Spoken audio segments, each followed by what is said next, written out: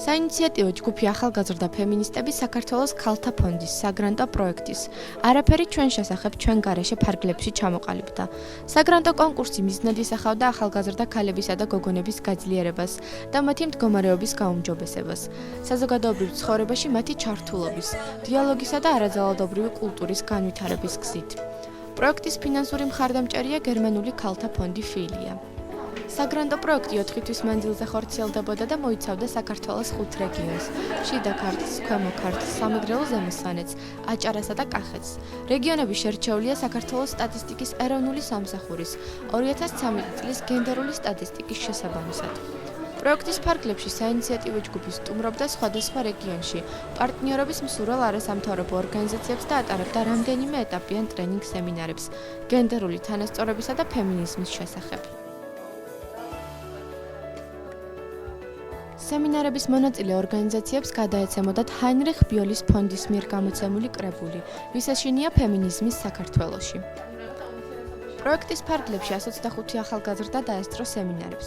ტრენინგების მანძილზე ბენეფიციარები ავსებდნენ გუნდის მიერ შემუშავებულ კითხვარებს, რომელთა შედეგებიც საბოლოოდ ასე გამოიყურება.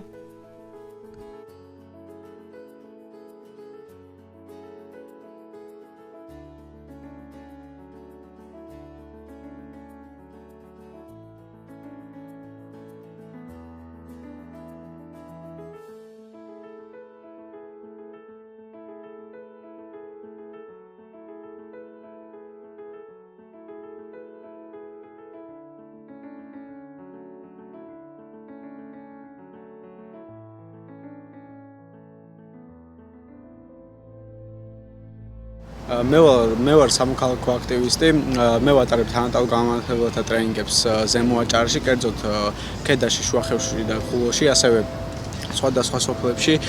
ჩემი მუშაობის დროს ყველაზე პრობლემატური საკითხი იყო ნაადრევი ქორწინება. ამ ყველაფერთან ერთად საზოგადოება ზემო აჭარაში არის არაინფორმირებული და აუცილებლად სჭირდებათ მათ დახმარება, რადგან ინფორმაცია მიიღონ ძირითადი სახით. ანუ მათ სჭირდებათ დახმარება და იმედია დღევანდელი ახალგაზრდობა შესწევს ამ საკითხს დადებითი სახით. რეალურად, ჩემი აზრით, გენდერის თემა როგორც სხვა რეგიონებში, ასევე ერთ-ერთი ყველაზე დიდი პრობლემაა ჩვენ რეგიონშიც, გორში. ჩემი აზრით, არ აქვთ დღევანდელ ახალგაზრდებს იმდენი ცოდნა, რომ რეალურად განსჯან რა არის კარგი და რა არის ცუდი. ზუსტად აქედან გამომდინარეა ეს თემა ერთ-ერთი ძირითადი პრობლემა. ჩემი აზრით, თუ ჩატარდება ტრენინგები, აქტივობები და უფრო ჩართულები იქნებიან დღევანდელი ახალგაზრდები, გამოსწორდება ეს პრობლემა და რეალურად ჩვენ ვიქნებით ის თაობა, რომლებიც გენდერის მხრივ გადადგავს ძალიან დიდ და მკვეთრ ნაბიჯებს.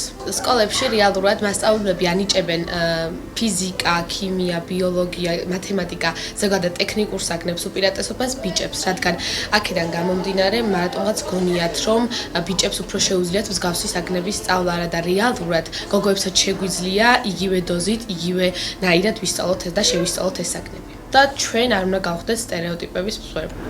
გამარჯობა, მე ვარ ლუკა ბაღიშვილი ქალაქ თელავიდან. დღეს მე მინდა გესაუბროთ იმ პრობლემაზე, რაც არა მარტო კახეთში, არამედ მთელ საქართველოში არსებობს. ეს არის ნაადრევი დაოჯახება.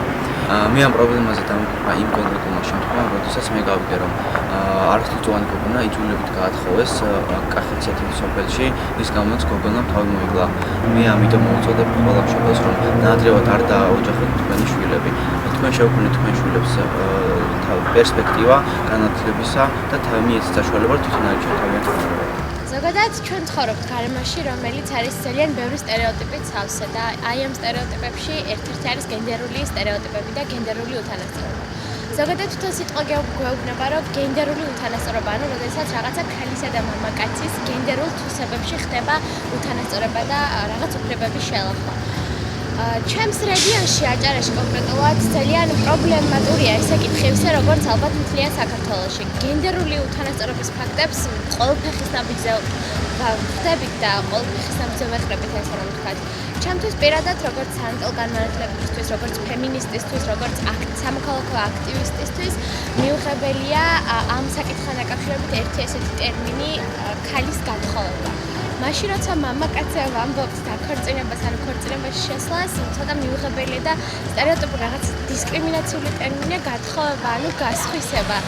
აქედან გამომდინარე, ჩვენსგან მალულადაც კი ხდება ხშირად ეს გენდერული სტერეოტიპები და მალულადაც ხდება და გვესმის მსგავსი ფაქტები, მაგრამ იმდენად ვარ შეჩვეული ასეთ ყოფაში და ასეთ რეალობაში ცხოვრებას, რომ უკვე ყურადღებასაც აღარ ვაქცევთ და მე როგორც და ერთ სამხელმო აქტიური პიროვნება, მეც მაქვს ოცნება, რომ ერთხელ გავიღვიძო და ვიცხოვრო ისეთ გარემოში, რომელიც სუფთა იქნება ნებისმიერი სტერეოტიპებისგან და გარემოში, სადაც ქალსაც და მამაკაცსაც აღიარებენ როგორც ერთნაირი შესაძლებლობების და ერთნაირი უფლებების მქონე სრულფასოვან პირებად.